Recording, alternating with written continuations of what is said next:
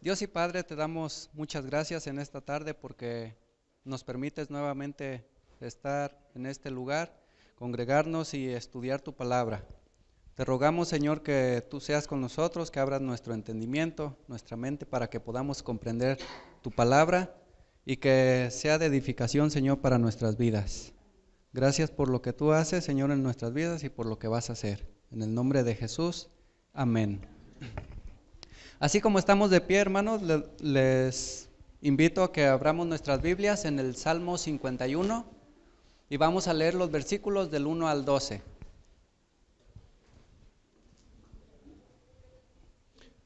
Salmo 51, versículos del 1 al 12.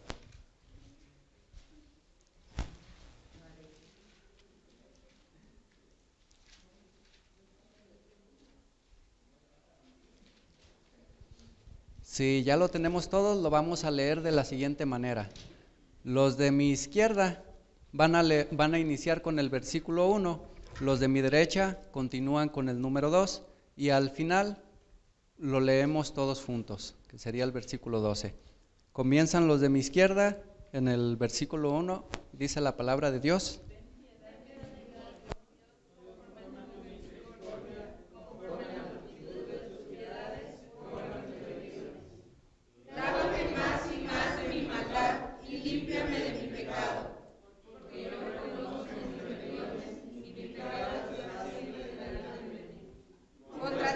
Contra ti solo he pecado y he hecho lo malo delante de tus ojos, para que sea reconocido justo en tu palabra y tenido por puro en tu juicio. He aquí en mi maldad he sido formado, y en pecado me concibió mi madre. He aquí tú amas la verdad en lo íntimo, y en lo secreto me has hecho comprender sabiduría. Purifícame con tus ojos y seré limpio. Lávame y seré más blanco que la nieve. Hazme oír gozo y alegría, y se recrearán los huesos que has abatido. Esconde tu rostro de mis pecados y borra todas mis maldades. Crea en mí, oh Dios, un corazón limpio y renueva un espíritu recto dentro de mí. No me eches delante de ti y no quites de mí tu Santo Espíritu. Vuélveme el gozo de tu salvación y espíritu noble me sustente. Muy bien, hermanos, pueden tomar su lugar y vamos a hacer una oración por la predicación que nos va a compartir nuestro hermano Yair. Vamos a orar. Bendito Padre, te damos gracias por la vida de tu siervo Yair. Gracias, Señor, porque pues hoy tú le permites exponer tu palabra. Te rogamos que tú seas con él, Señor, que tú quites de él todo nervios y que pues salgamos edificados, Señor, gozándonos de alegres de haber escuchado tu palabra y así también que podamos pues ponerla en práctica y compartirla con quienes estén a nuestro alcance. Te damos gracias, Señor, y lo ponemos en tus manos, confiando en que tú lo vas a usar. En el nombre de Jesús, amén.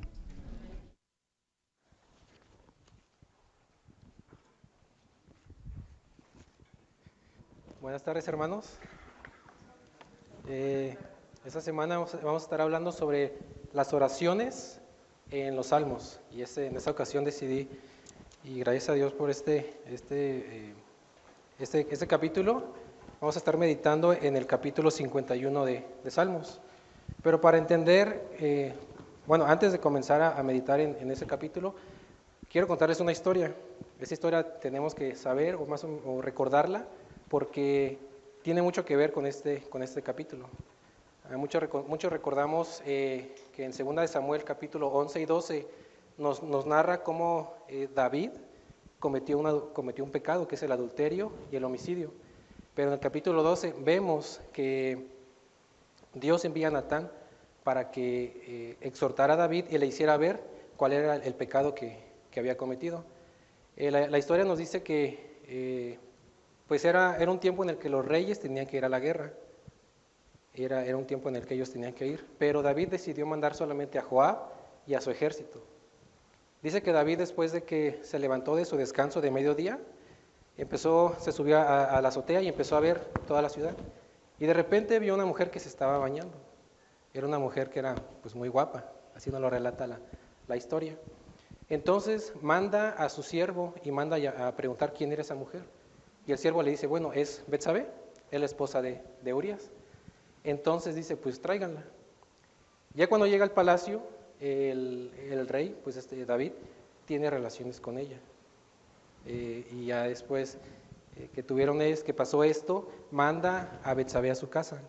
Y Betsabé con el tiempo se da cuenta de que está embarazada y le dice a David, él se lo manda a decir a David. Y David pues dice, pues ¿ahora qué hago? Entonces David manda a llamar a Joab y le dice a Joab, cuando estés en la batalla, pon a Urías en lo más recio enfrente y déjalo que muera y que muera. Y esa era una forma en la que David quería salirse con la suya. Y así pasó. Así pasó para David. ¿Por qué? Porque, bueno, Urías pues sí murió. Pero David pensó que pues ya se había salido con las suyas, tomó a Betsabé, se la llevó al palacio, fue su esposa, fue su mujer.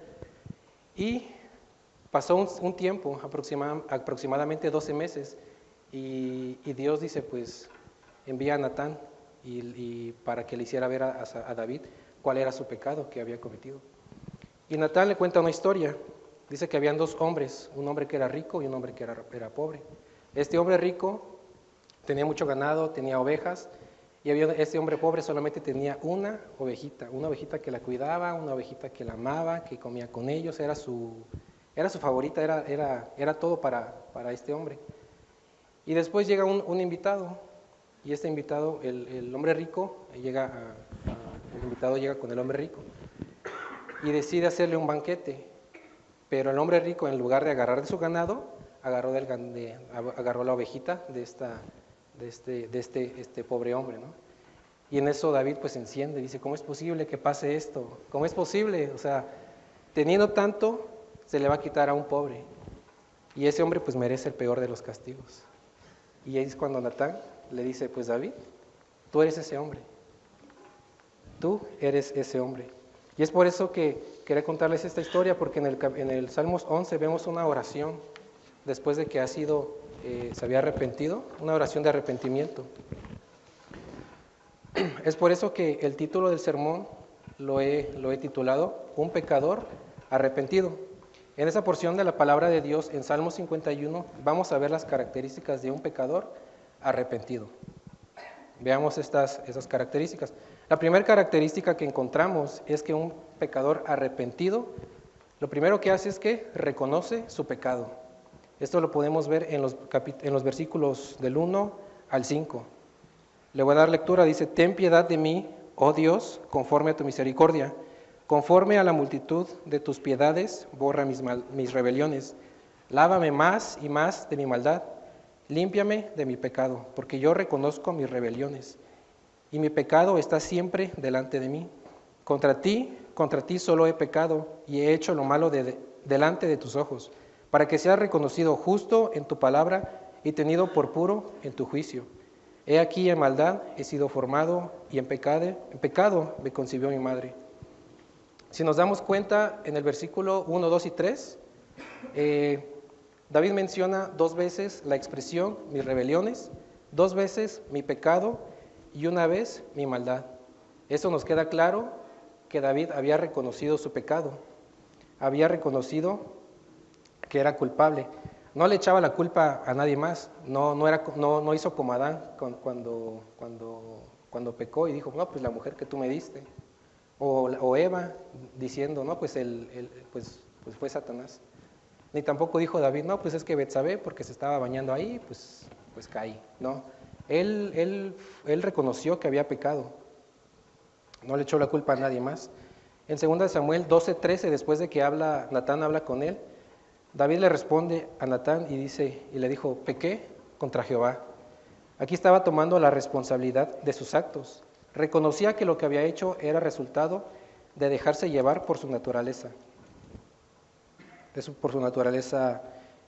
pecaminosa, que se había dejado llevar por sus deseos carnales y como consecuencia había pecado contra Dios. Todo por andar de ocioso, por no estar en el lugar donde debía estar. Recordemos que él debía haber estado en en la guerra. Pero pasó, ya el pecado ya estaba hecho, ya no había vuelta atrás. Así que lo único y lo más importante era que David fuera a Dios reconociendo su pecado. Y eso es lo que hizo. Se presentó a Dios y reconoció que había cometido adulterio y homicidio. De igual manera, hermanos, debemos darnos cuenta que David no actuó por sí mismo. No dijo, bueno, no cometió el acto, lo que había pasado, y luego fue a Dios y se arrepintió. Pasó mucho tiempo. Y fue Dios el que envió al profeta Natán para hacerle verle a David el pecado que había hecho. Y en muchas ocasiones igual a nosotros, se nos hace muy difícil decir qué pecado hemos cometido. ¿Por qué? Porque muchas veces nos da pena, incluso nos da vergüenza hablar con Dios. Y porque como humanos, por nuestra naturaleza, somos incapaces de hacerlo por nuestra propia cuenta. Y nosotros como cristianos pues tenemos la bendición y la oportunidad de que el Espíritu Santo esté trabajando en nosotros para que nosotros podamos reconocer lo que hemos hecho. Es muy fácil decir solamente a Dios, pues te he fallado, y decirle, pues hice algo que no te agradó. Y la mayoría de las ocasiones en que nosotros le pedimos perdón a Dios es diciendo eso, nada más, te fallé, la regué, hice algo que no te agrada. Y esto no está mal, o sea, es bueno decirlo, pero depende mucho de con qué actitud vamos. ¿Vamos con un verdadero arrepentimiento o es un arrepentimiento superficial? ¿O nos presentamos a Dios de una manera superficial? Hay ocasiones en las que nuestro reconocimiento no es verdadero, como ya lo había dicho. Llegamos a hablar con Dios de una manera muy superficial, pero Dios quiere que reconozcamos y que confesemos nuestros pecados, porque Él es fiel y justo para perdonarnos y limpiarnos de toda maldad, como dice 1 de Juan 1:9.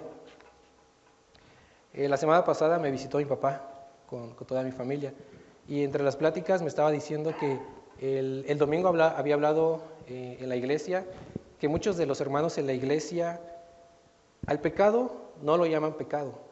Solamente dicen, pues te fallé, la regué y pues hice esto. Y le decía, y nos decía, pero es que al pecado hay que llamarlo pecado.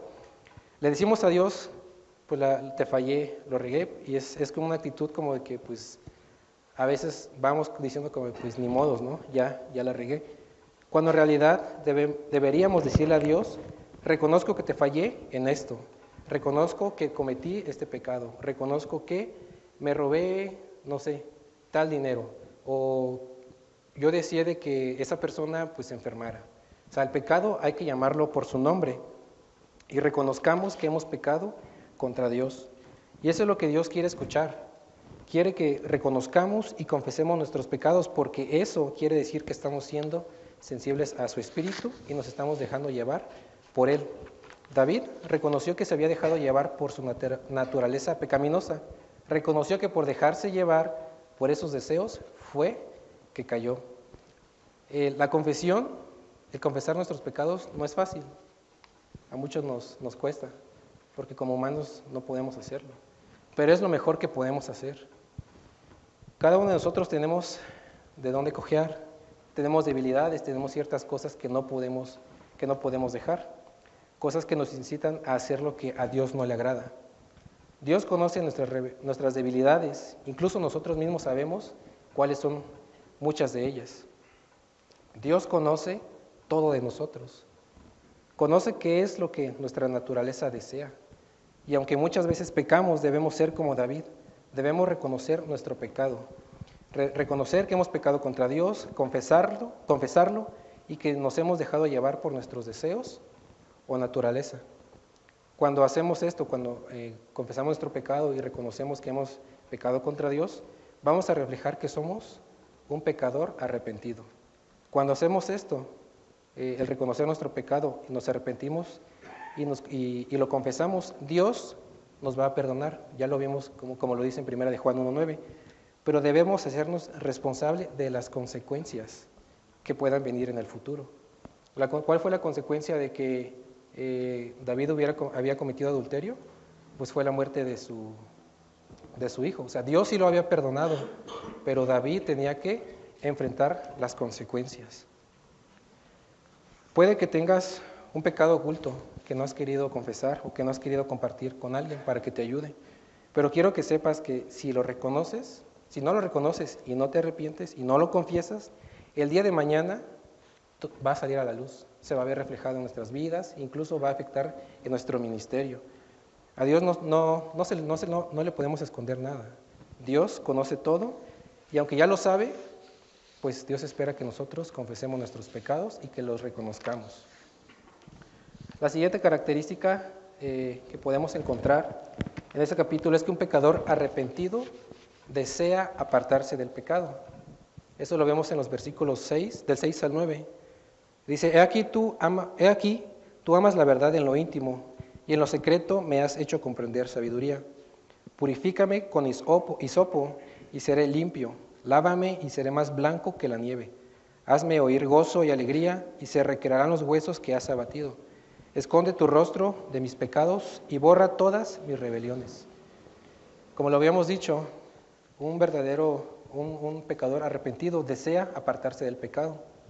Y para que exista un arrepentimiento, verdadero arrepentimiento, no solo debemos reconocer el pecado que hemos cometido, sino que el reconocerlo va a producir un deseo de apartarse de lo malo, un deseo de no querer volver a hacerlo, un deseo de ser limpiados, de ser purificados y estar limpios del pecado que hayamos hecho. Ese deseo no debe ser superficial, ese deseo debe venir de lo más profundo de nuestro ser, como dice el versículo 6. Tú amas la verdad en lo íntimo.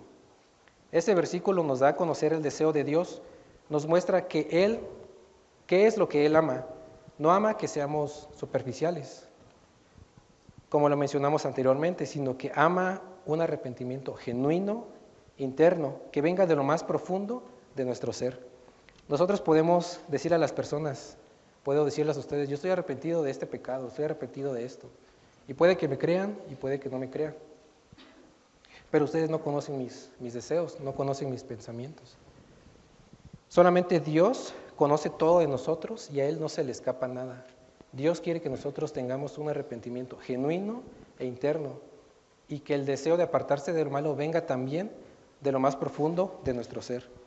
El reconocer nuestros pecados y la condición en la que vivimos habla bien de nosotros. Es una muestra de que estamos siendo guiados por el Espíritu Santo.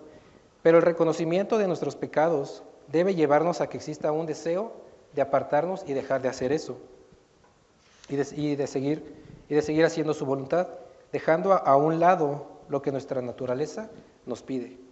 En el versículo 7 vemos que David le pide a Dios ser purificado, quitar lo malo, lo inútil, lo que no sirva de su vida. David le dice al Señor, quita de mí todo lo que sea extraño, todo lo que no sirve y todo lo que me lleve a alejarme de ti.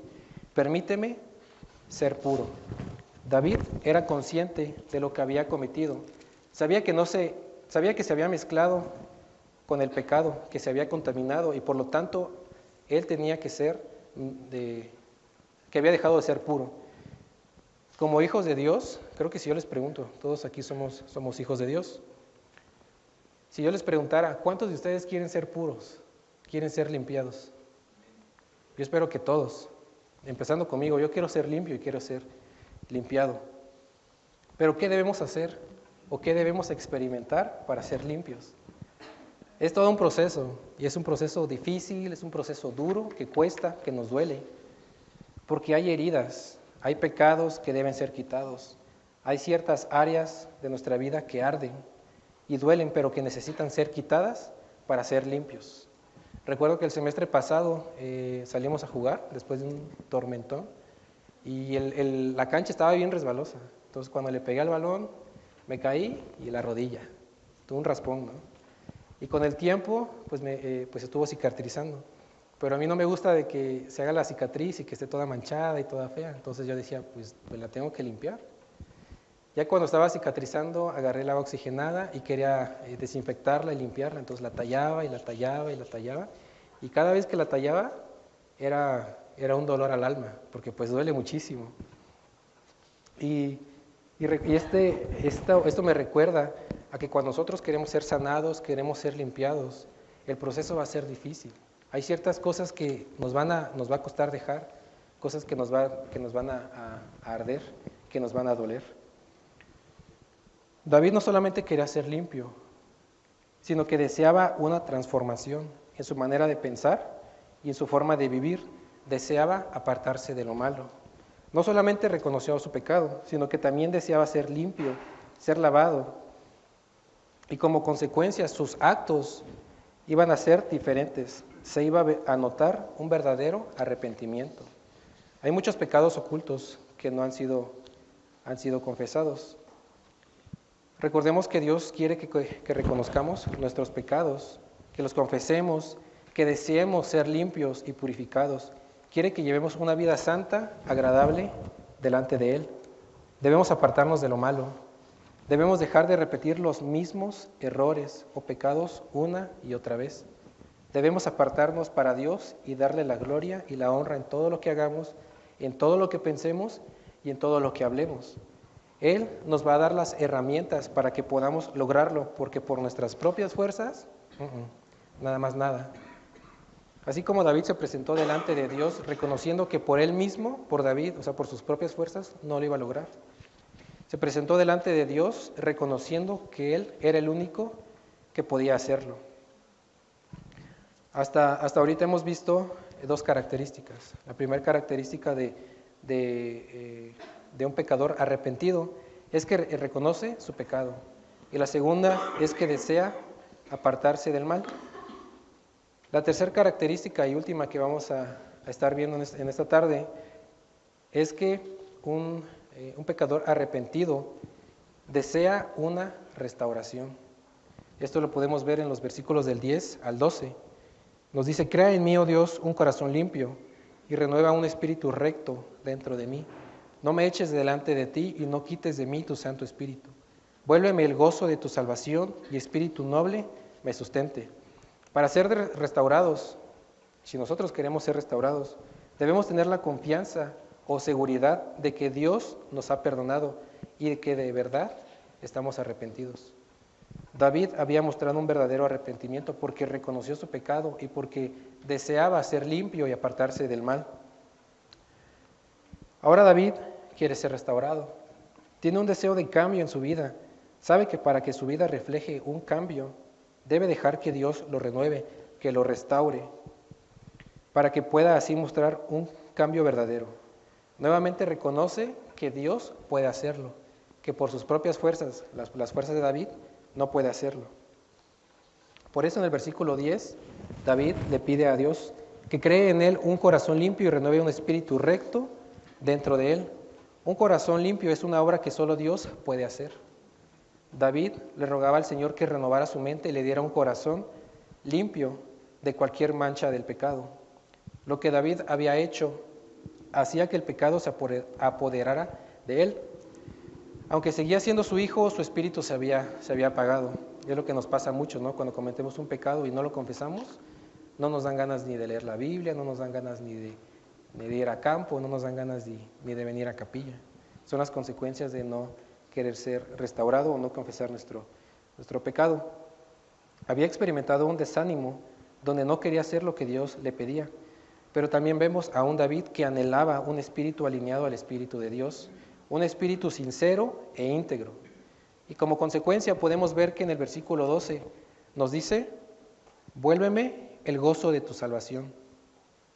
Aquí David le pide a Dios que restaure el gozo de la salvación que él había recibido, el gozo que no había sentido desde que había cometido el adulterio, que había cometido también el homicidio. Esto me recuerda también cuando hacíamos la beca con el hermano Vicente, cuando yo estaba en carpintería, porque nos decía, es que le decíamos, no, este mueble ya está viejito, ya no sirve. Y el hermano decía, no, sí sirve, hay que darle su manita de gato, hay que restaurarlo. Y sí, nos ponía a lijar, nos ponía también a quitar las patas, a pintarlo nuevamente, hacía una restauración de algo que nosotros pensábamos que ya no servía. Así como los muebles son restaurados, nosotros de igual manera debemos pasar por este proceso. Debemos ser lijados, debemos quitar cosas que nos estorben. Aparte de reconocer nuestro pecado y desear apartarse del mal, debemos también desear ser restaurados. Así como David tuvo que pasar por un proceso difícil, así también nosotros debemos aceptar lo que pase para que seamos restaurados. David lamentó las consecuencias de sus actos. Dice que estuvo ayunando, que se puso triste, que no comía. Pero la restauración no es fácil. Las consecuencias de nuestros actos las tenemos que vivir, sean visibles o invisibles. En muchas ocasiones Dios nos restaura a través de hermanos espirituales, maduros, claro, los cuales nos acompañan y guían durante este proceso. Toda restauración se ve reflejada en nuestras acciones. Debemos dejar que Dios restaure nuestro interior, que restaure nuestro corazón y nos haga puros. Recordemos que todos los actos salen del corazón, todos los deseos. Dejemos que Dios restaure nuestra relación con Él. Cuando pecamos, nuestra relación, sentimos que nos alejamos de Él. Nos apagamos, perdemos ese gozo de estar sirviendo a Dios, perdemos ese gozo de como lo había dicho, de incluso leer la palabra de Dios. Y perdemos el gozo de ser salvos. A veces nos entra la duda, ¿no?, de que ¿de verdad soy salvo? Por nuestras propias fuerzas no vamos a poder hacer nada. Dejemos que Dios nos restaure y que obre para que nuestra vida lo honre y Dios sea glorificado a través de nosotros. Pero también dejémonos ser acompañados por nuestros hermanos que Dios pone en nuestras vidas durante este proceso.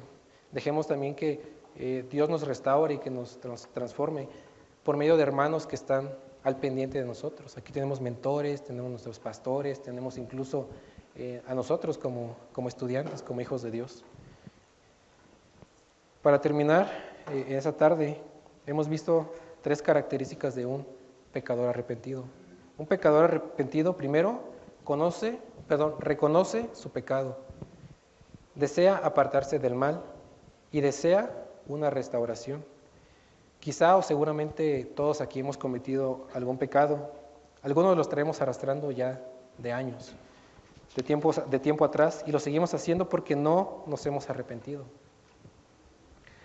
No lo hemos reconocido, no hemos querido dejar de hacerlo, no hemos querido apartarnos de ese pecado y ser restaurados por Dios. Para que exista una transformación en nuestra vida por parte de Dios, es necesario arrepentirnos verdaderamente. Sin un arrepentimiento no hay cambios ni transformación en nuestra vida. Creo que como humanos siempre tenemos cosas escondidas, cosas que no han sido restauradas y pecados que no queremos dejar o que no podemos dejar porque no lo hemos reconocido y no hemos dejado que Dios obre en nuestra vida. Tengamos en mente que si no estamos limpios ante Dios, eso afectará todas las áreas de nuestras vidas, nuestra relación con nosotros mismos, con Dios, con las demás personas. Y nosotros como siervos sí debemos tener una preocupación porque estaremos al frente de un ministerio. Y cuando no somos restaurados y no reconocemos nuestro pecado y lo confesamos, pues también nuestro ministerio se va a ver afectado por esto. Como siervos de Dios debemos dar cuentas claras a Dios, arrepentirnos cada vez que hacemos algo que a Dios no le agrada, desear ser limpio y restaurado para que nuestra vida refleje quién es Cristo y que a la vez sea glorificado a través de nosotros. Quiero invitarlos a que en ese momento, pues aparte de reflexionar, lo llevemos a la práctica. A lo mejor estamos peleados con alguien o hemos cometido algo que a Dios no le agrada y no lo hemos reconocido, no nos hemos arrepentido y no lo hemos confesado. Dejemos que Dios actúe en nuestras vidas, dejemos que Él nos limpie y que nos restaure. Y eso es lo que quería compartir con ustedes, que sea de bendición. Lo es de bendición para mí y también espero que sea de bendición para ustedes. Vamos a terminar con una oración. Señor, te damos gracias porque te has fijado en nosotros y porque has perdonado nuestras rebeliones, has perdonado nuestros pecados. Queremos agradecerte porque eres bueno, eres fiel y queremos reconocer, Dios, que cada uno de nosotros no podemos hacer las cosas por nuestra propia fuerza. Dependemos completamente de ti, dependemos de tu Espíritu Santo y queremos pedirte, Dios, que el pecado que estemos arrastrando, que hayamos cometido hace poco y que no lo hemos confesado, lo ponemos en tus manos y queremos pedirte que nos limpies y que nos restaures, que restaures y que renueves un corazón limpio dentro de nosotros. y un espíritu firme, fiel a ti y que no vuelva a caer. Ayúdanos y te damos gracias y te damos la gloria y la honra en el nombre de Jesús. Amén. Gracias.